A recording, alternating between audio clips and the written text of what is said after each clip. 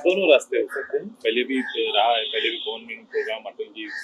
आदरणीय उनके समय भी रहा है, लोग साथ में चले।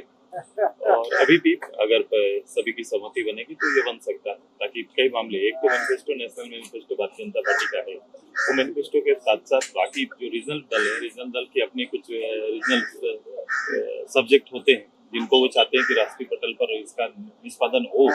और समन्वय बना के उसका निष्पादन किया जाएगा। ये समन्वय का विषय है। जब एक दल एक राय और पूरे भारत के प्रति प्रतिबद्धता है तो निश्चित रूप से कोई भी विषय छूटेगा नहीं। आखिरी सवाल आपसे, आप प्रोफेशनल भी रहा है, अभी भी योजना को लेकर क्या रिव्यू करने की जरूरत लगती है आपको कि इसको करना चाहिए, रिस्ट्रिक्ट होना चाहिए? कोई भी विषय पर जब सरकार लाती है तो निश्चित रूप से काफी सोच करके कोई योजना लाती है। सरकार की अपनी दलीलें जो पिछली सरकार लाया, उसके बाद भी अगर कहीं पर कोई त्रुटि रह गई, जो विषय अगर आम जनमानस से या युवाओं का बन रहा है, तो क्यों कोई भी सरकार चाहेगी कि रीथिंक के लिए हम लोग आगे बढ़े। बहुत बहुत धन्यवाद। घोषणा कह रहे हैं कि रीच करने की जरूरत है और सबसे बड़ी बात करने के लिए सवाल ये है कि आज बैठक में आप कैमरा गोपाल के साथ आशीष तो दिल्ली में एनडीए संसद दल की बैठक कुछ ही क्षणों में होने वाली है। दिल्ली के संसद भवन में सेंट्रल हॉल में ये मीटिंग हो रही है और सभी जो सांसद हैं वो इस मीटिंग में शामिल होने के लिए पहुंच गए हैं। अक्षित गुप्ता संवाददाता हमारे साथ लाइव जुड़ रहे हैं। अक्षित, क्या हालचाल है इस बैठक को लेकर? जी बिल्कुल, देखिए एक बड़ी एनडीए की संसद दल की बैठक जो है वो ओल्ड पार्लियामेंट के सेंट्रल हॉल में जो है होने जा रही है और कहीं ना कहीं जो सभी नेता हैं, चाहे वो न्यूली इलेक्टेड एमपीज हों या फिर बीजेपी के स्टेट चीफ हो या फिर मुख्यमंत्री हो, वो सब जो है यहाँ पर पहुंच चुके हैं क्योंकि कहीं ना कहीं बहुत ज़्यादा अहम बैठक ये है जब बात आती है नए सरकार बनने की, क्योंकि आपको बता दें कि इसमें एक रेजोल्यूशन यानी कि प्रस्ताव जो है वो बिल्कुल रखा जाएगा कि नरेंद्र मोदी को अलायंस का लीडर घोषित किया जाए, जिसके बाद जितने भी एलाइज हैं, चाहे वो जेडीयू हो, चाहे वो टीडीपी हो, चाहे वो शिंदे हो या फिर चिराग पासवान हो, वो जो है फिर जो नरेंद्र मोदी हैं उनको जो है एंडोर्स करेंगे कि हाँ वो लीडर ऑफ अलायंस है। उसके बाद ये माना जा रहा है जो प्रोसीजर है, जो सीक्वेंस है, उसके हिसाब से वो प्रेसिडेंट द्रौपदी मुर्मू के पास जाएंगे, वहां पर जो है सरकार बनाने का दावा पेश करेंगे लेटर ऑफ सपोर्ट के साथ, जिसके बाद जो है यही माना जा रहा है कि 9 जून को जो है नरेंद्र मोदी प्रधानमंत्री के रूप में शपथ ले सकते हैं, जो कि अपने आप में एक ग्रैंड सेरेमनी होने वाली है। आपको बता दें कई चीजें इस मीटिंग में डिस्कस हो सकती हैं क्योंकि टीडीपी और जेडीयू जो है लार्जेस्ट कोलिशन पार्टनर के तौर पर सामने आ रहे हैं, तो किस तरीके से क्या वो मिनिस्ट्री मांगते हैं और क्या किस तरीके से बीजेपी जो है उनकी डिमांड्स को जो है एक्सेप्ट करती है, उस पर जो है सबकी नजरें भी टिकी हुई हैं। बिल्कुल, पोर्टफोलियो को लेकर भी चर्चा होनी है और कैसे सहयोगियों को भी साथ में लेकर चलना है, उनकी डिमांड्स को कैसे पूरा करना है, इस पर नज़र रहेगी।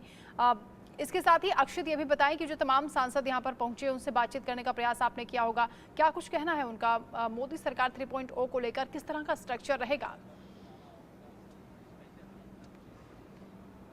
देखिए तमाम सांसद हों या फिर बीजेपी के स्टेट चीफ हों या फिर मुख्यमंत्री हों, वो सब लोग जो है यहाँ पर पहुंच चुके हैं और अभी थोड़ी देर पहले हमने देखा था कि होम मिनिस्टर अमित शाह और डिफेंस मिनिस्टर राजनाथ सिंह भी जो है जितने भी नए सांसद हैं उनसे मुलाकात कर रहे थे। कहीं ना कहीं सबका यही मानना है कि गवर्नमेंट को किस तरीके से स्टेबल रूप से चलाया जाए अगले 5 साल तक के लिए, और सबका ये कहना है कि नरेंद्र मोदी की लीडरशिप के अंडर ही जो है गवर्नमेंट को स्टेबल रूप से चलाया जाएगा। आपको बता दें कि कई डिसीजन जो है इस मीटिंग में हो सकते हैं। क्या एक फॉर्मूला है जिसको वर्कआउट किया जाता है जिससे कि पोर्टफोलियोज जो हैं वो टीडीपी और जेडीयू को अलॉट किए जाएं, क्योंकि उनकी जो इन्फ्लुएंस है अभी कहीं ना कहीं वो भी ये कोशिश कर रहे होंगे कि कुछ अहम पोर्टफोलियो, चाहे वो डिफेंस हो चाहे वो होम हो, उन पर उनकी नजर किस तरीके से बनी रहे। पर लेकिन जब हम बात करते हैं बीजेपी की तो कहीं ना कहीं ये माना जा रहा है कि बीजेपी कंफर्टेबल ना हो डिफेंस, होम या फिर फाइनेंस देने में, क्योंकि ये पोर्टफोलियोज ऐसे हैं जो कि इंफ्रास्ट्रक्चर डेवलपमेंट के लिए काफी ज्यादा इंपॉर्टेंट हो जाते हैं और कहीं ना कहीं ये बीजेपी का एक तरीके से पूरा प्लान भी रहा था इलेक्शन कैंपेनिंग के दौरान। तो बिल्कुल नजर इस पे है कि किस तरीके से पोर्टफोलियोज पे बात होती है और आगे सरकार बनने के बाद क्या कुछ एजेंडा जो है ले किया जाता है, तो कहीं ना कहीं नजर इस पे बनी हुई है। जी अक्षित, ये भी कहा जा रहा है कि कुछ मंत्रियों को रिपीट भी किया जाएगा, कितने मंत्री हो सकते हैं? जी देखिए, अभी इस पर क्लैरिटी नहीं है कि किस मंत्री को रिपीट किया जाएगा। तो कहीं ना कहीं मैं आपको कुछ विजुअल्स जो हैं यहाँ पर दिखाना चाहूंगा। आप देख सकते हैं उधर किस तरीके से जो है लगातार यहाँ पर जो है कॉन्वॉयज जो हैं वो आ रहे हैं, क्योंकि तमाम लीडर्स जो हैं वो लगातार जो है यहाँ पर आ रहे हैं। अभी थोड़ी देर पहले हमने देखा था, हाँ, डिफेंस मिनिस्टर राजनाथ सिंह आए थे और होम मिनिस्टर अमित शाह आए थे, और आप देख सकते हैं प्रधानमंत्री नरेंद्र मोदी का कॉन्वॉय जो है वो सामने से जा रहा है। तो एनडीए की बड़ी बैठक के लिए प्रधानमंत्री नरेंद्र मोदी का कॉन्वॉय जो है वो अब जा रहा है। माना जा रहा है कि सेंट्रल हॉल जो है ओल्ड पार्लियामेंट बिल्डिंग का, उसमें जो है ये बैठक होने जा रही है, और कई की डिसीजन जो हैं वो सामने आ सकते हैं। प्रधानमंत्री नरेंद्र मोदी की अगुवाई में जो है ये मीटिंग होनी जा रही है पूरे एनडीए अलायंस की, और जो एलायंस हैं, चाहे वो तेलुगु देशम पार्टी हो या फिर जेडीयू हो या फिर एकनाथ शिंदे की हो या फिर चिराग पासवान की हो, वो सब जो है उनकी नजरें भी टिकी हुई हैं कि किस तरह से की मिनिस्ट्रियल पोजीशंस जो हैं उन पे उनका फोकस रहेगा, कैबिनेट पोजीशन पर फोकस रहेगा। तो बिल्कुल तमाम बड़ी चर्चाएं इस मीटिंग में देखने को मिलेगी। प्रधानमंत्री नरेंद्र मोदी अभी जो है इस मीटिंग में पहुंचे हैं, और बिल्कुल आने वाले समय में पता चल जाएगा कि क्या कुछ मीटिंग में डिस्कस हुआ है। इसके अलावा इस मीटिंग के बाद बीजेपी मुख्यालय में भी बैठक होने वाली है। अक्षित, उसके बारे में क्या डिटेल्स आ रही हैं, क्योंकि कई मुख्यमंत्री और डिप्टी सीएम को भी इस बैठक में बुलाया गया है?